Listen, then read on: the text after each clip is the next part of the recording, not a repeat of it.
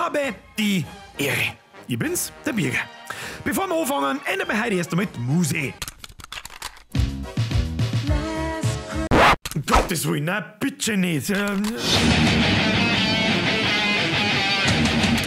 Nee, okay, passt aber auch irgendwie nicht.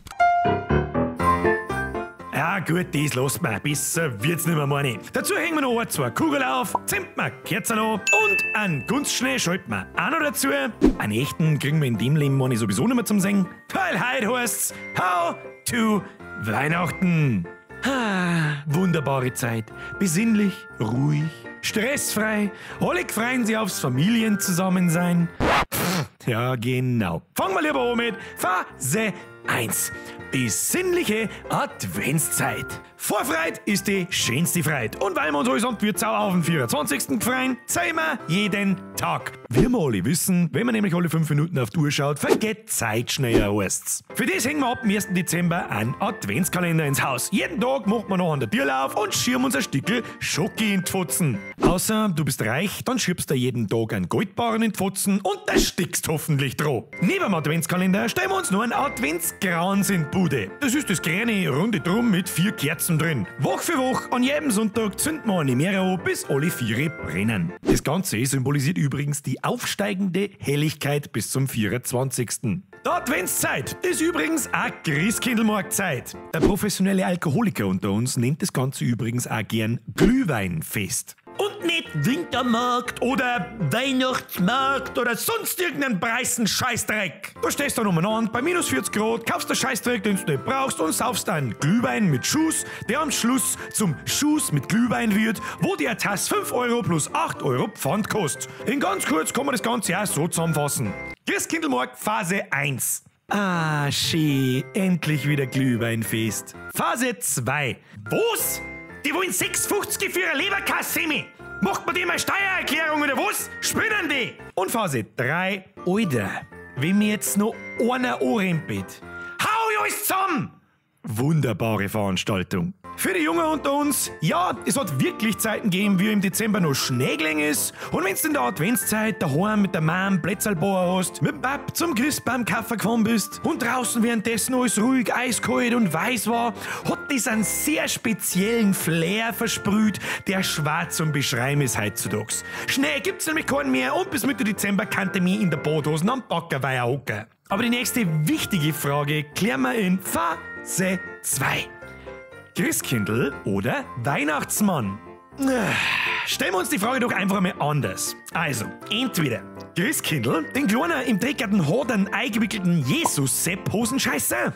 Oder Weihnachtsmann, den rot-weiß gekleideten borteten Fettsack, der von einem Milliardenkonzern eingeführt worden ist. Im Ernst, ein Weihnachtsmann gibt's nur aus dem Grund, weil eine Coca-Cola seit 1931 als Werbemaskottchen hernimmt. Also ich weiß jetzt auch nicht, welche eine Geschichte besser ist von denen zwei. Die eine Geschichte, in der irgendein völlig unbekanntes Weiberleid einen Engel sagt, den sonst mal wieder keiner gesehen hat, dann per unbefleckter Empfängnis zwischen Schaf und Kier in einem Stall ein Kind geibet, für das 3 Nasenbohrer vom Arsch der Welt kämen, weil sie irgendwo einen Todesstern umeinander fliegen sehen haben. Ich mein, der letzte Jägermeister, der war nicht mehr gut. Und wieso schneit's überhaupt in der Sahara? Oder die Geschichte, dass das ganze Jahr kleine Elfen in der Arktis unter Sklavenarbeit Geschenke basteln, die dir dann der quamperte Haumtaucher mit seiner Kutschen bringt, die von fliegenden Rentieren gezogen wird. Mit der er auf deinem Hausdach landet, sein Ranzen durch den Kamin zwingt und dir deine Geschenke in einen Säcki steckt oder unter den Christbaum legt.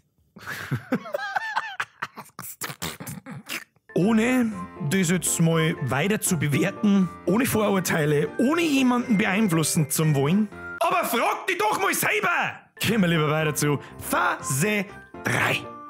Der Tag der Tage. 4 Wochen haben wir jetzt drauf gewartet. Heiligabend. Der Tag, an dem's Geschenke vom Himmel ringt. Seid's doch ehrlich, was anderes interessiert euch doch auch nicht. Aber bevor es soweit ist, kommen erstmal einige unangenehmere Momente. Nachmittag um 4 Uhr sowas ist erst einmal die Kinderbeten. Erstmal dem alten Knabenliebhaber, Pfarrer in weißem Kleid vor einer Stunde lang bei seinem Gesort zu hören. Wenn's das dann ausgehalten hast, geht's daheim weiter mit der ganzen Family und der Verwandtschaft beim Essen. Traditionell kämen Wiener auf den Tisch. Weil auf das aber auch keiner Bock hat, gibt's meistens was Feines. Anden zum Beispiel. Aber dann klingelt's Klickerl. Bescherung. Da kannst du jetzt entweder Glück oder Pech haben. Dazwischen gibt's nichts. Da gibt's die Jungen und die Alten. Bist jung, hoffst auf eine Playstation, Xbox, Handy, whatever und kannst dir da schießen gehen, wenn's in deinem Backel bloß Gewand und sonst was zum Mutzigen findest. Bist alt, hast sowieso alle Erwartungen seit Jahren abgelegt und die mit deinem verwahrlosten Standardleben abgefunden, indem du 10 Stunden am Tag in der Arbeit verbringst und keinen Scheiß Zeit hast für Playstation oder Xboxen oder sonst was. Und freust dich aber wie ein Schnitzel, wenn überhaupt der Backel unterm Baum liegt und da dann ein Hand voll Säcke und kein Makoma-Herztabletten drin sind. Und am Schluss, wenn der Tag immer noch nicht geschissen genug war, dann stehst du um 12 Uhr bei der Nacht nochmal in die Kirche zur Christmeten und hörst dir das Gesang von dem Kinderfilm. Langsam. So, bevor wir mir die komplette Kirche als Kinderficker bezeichnen, erst einmal stellen wir vor, einige von euch werden daheim sitzen und werden sie denken, das Video habe ich doch schon irgendwann mal gesehen. Dann sag ich, richtig! Letztes Jahr um die Zeit hat es auch mehr Weihnachten gegeben und das habe ich noch 2-3 Tage offline nehmen müssen. Ja, aber warum? Weil ich vom Erzbistum München einen lustigen Brief gekriegt habe, in dem geschrieben steht, dass ich gefälligst zu unterlassen habe, über Kinderfickerei zu sprechen, währenddessen ich bestimmte Bilder von irgendwelchen Personen herzeige, von denen ich in meinem Leben noch nie was gesehen und gehört habe. Okay, aber mir denkt, ich lasse mir das Maul nicht verbieten. Dann habe ich mir aber überlegt, soll ich mich wirklich mit der reichsten Organisation auf diesem Planeten auseinandersetzen und anlegen? Ich glaube, das ist so eine mittelmäßig geile Idee. Birger, halt einfach dein Maul. Und jetzt ohne Scheiß, was mich am allermeisten fasziniert ist, es hat keine 2 Tage gedauert. Dann ist der Brief in meinem Briefkasten gelegen, nachdem das Video online war. Ich weiß nicht, wie das zustande kommt. Wahrscheinlich bin ich irgendeiner Katholikengreszenz auf Zähren gestiegen, indem dass ich gesagt habe, dass ihr kleiner Ministranten-Kevin alle 2 Minuten einen Schwanz vom Pfarrer im Maul hat. Vielleicht ist das so. Vielleicht ist es aber auch nicht so. Hey, was weiß ich schon. Aber jetzt weiß ich, was mit dem Kirchengeld wahrscheinlich so gemacht wird. Und das nächste Video wird ein Hauts aus der Kirche ausdrehen. Gut, scheiß aufs Erzbistum. Halt mal einfach unser Maul. Hab was für was Schönes zum Verzeihen. Jetzt brauchen wir irgendwie einen Themawechsel. Wir leiten jetzt einen Themawechsel ein. Themawechsel! Freunde der Sonne, das Jahr 2019 neigt sich dem Ende zu. Aber ähnlich wie letztes Jahr gibt's ein kleines Jahreszusammenfassungs-Spezial von mir. Und zwar, wenn man diesmal ausgedacht, so wie es letztes Jahr das Poster und das spezielle T-Shirt gegeben hat, gibt es dieses Jahr, wie man vielleicht unschwer erkennen kann, eine von mir mit wirklich unfassbarer Liebe gezeichnetes. Das ist die Bierwampenkaschie, das ist wirklich ja unfassbar. Unfassbar, Kinder.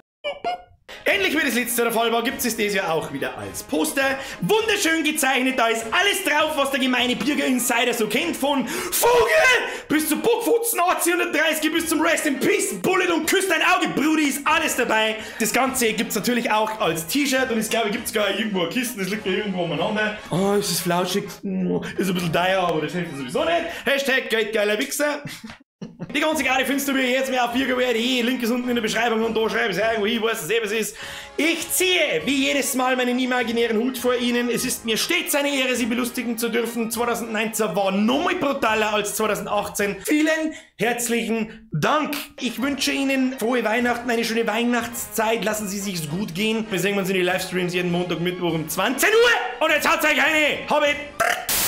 Im Grunde freuen wir uns doch alle bloß auf die Feiertag, Urlaub oder Ferien. Einfach mal nichts tun, außer 3 Tage so viel fressen wie sonst das ganze Jahr nicht. Ich wünsche euch eine schöne Weihnachtszeit. Möge es Playstations und Xboxen vom Himme ringen. Wenn es dir gefallen hat, lasst ein Like und ein Abo da. Und am Schluss darf mich interessieren, was bei euch das Jahr auf dem Wunschzettel steht. Ich gehe jetzt ins Glühweinfest, Pfandtassen sammeln, Hauts, eine, habe, die Ehre.